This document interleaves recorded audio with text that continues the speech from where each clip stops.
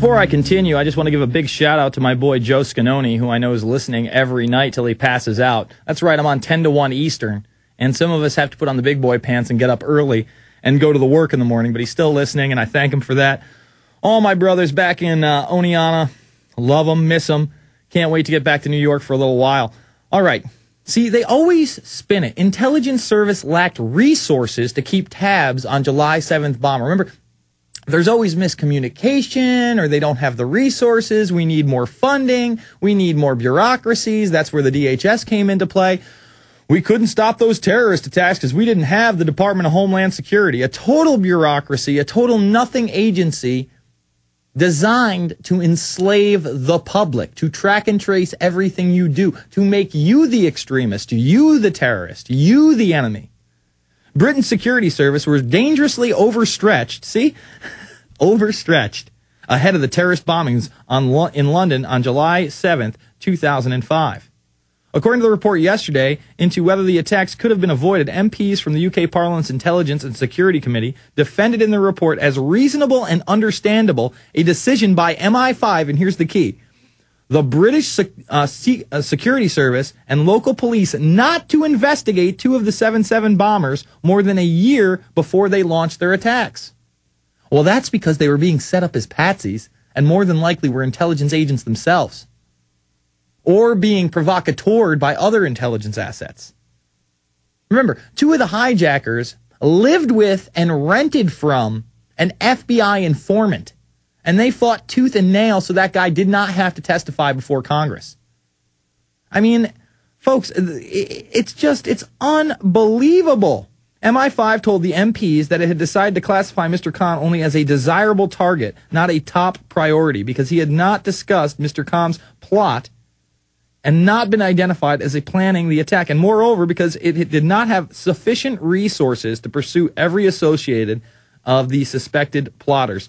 This right here is propaganda 101. See, they admit some of the truth, and then they say it's because we don't have enough money, we don't have enough funding, we don't have enough resources. We need more police, we need more tattletale squads. Remember, they're hiring 7-year-olds in the UK to spy on people. And that's for the environment. Oh, you got your trash out a day early? We're coming to get you. Oh, what's that? You're driving an SUV? I don't like your face. I mean, it's unbelievable. Unbelievable. So they'll just passively, and you know, this really intertwines with the fact that they couldn't even convict those they said were involved and survived. That was buried in the news 2 weeks ago. They tried to convict these other guys supposedly helping these bombers, these plotters. All of them got off, every single one of them. Because if they had something on them, they would have convicted them. Or they would have just taken them away and thrown them in a black hole and said, terrorist. Terrorist. Had nothing. All right, let's go to Carly in California. Carly, you're on the line. Hello. I was wondering if you had any information on what I hear you say mandatory vaccinations. Well, how do they implement something like that? They go door to door? An executive order. Yes, door to door. Absolutely. You know what? We're going to come back. We're going to play the video clip of them discussing it on the Today Show, just so you know. And it's also in the WHO's pandemic epidemic planning. I think if you just type in pandemic planning, section 1.5.1, they talk about compulsory vaccinations, quarantines, no individual human rights whatsoever, the suspension of your Constitution and Bill of Rights for international law. I'll read that in a moment when we come back. It's the Infowarrior with Jason Bermas. Hello, friends. This is Alex Jones. I've told you for a long time it's important to be self-sufficient, and today that's more important than ever. We need to be independent, and food and water is the key. You'll never have to stand in a bread line if you have your own bread. You'll never have to go to the Superdome and beg for FEMA to take care of your family in any emergency if you simply prepare. No one is going to take care of your family in the final equation but you.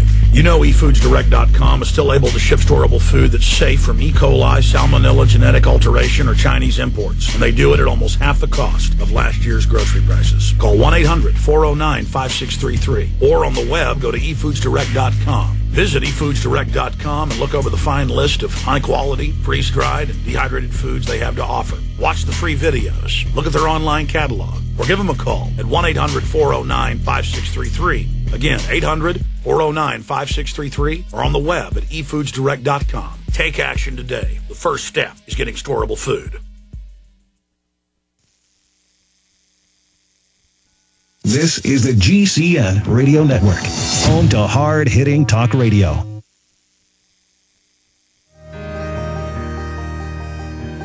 And I can't help but wonder, no Willie McBride, do all those who lie here know why they died?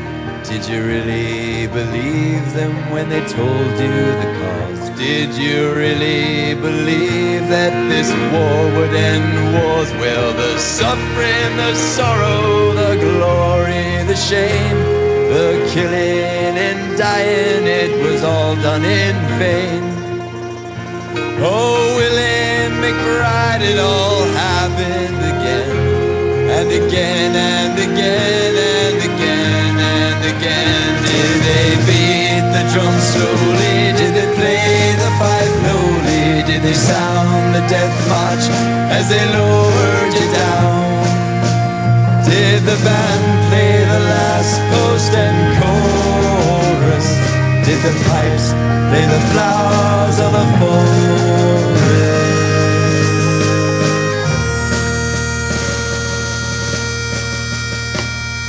All right, folks, we are back. Still looking for this flu pandemic document. I was reading it on air yesterday, but it's section 1.51, compulsory vaccinations, quarantines, international health regulations. And remember, this is if they go up to level 6, Carly. They went all the way up to level 5. And when they went to level 5, they actually had to change the definition of a pandemic. Even CNN picked up the story. Level 5 is supposed to be a pandemic where there's massive deaths everywhere and there's an actual emergency. They changed the definition so they could bring it up to level 5. Now, you know, they're not building the infrastructure of 4.9 billion vaccinations not to use them. Paul Hartman's still looking for the clip, but we are definitely going to play that in the next couple minutes. I only had a 1-minute break, so I couldn't find it.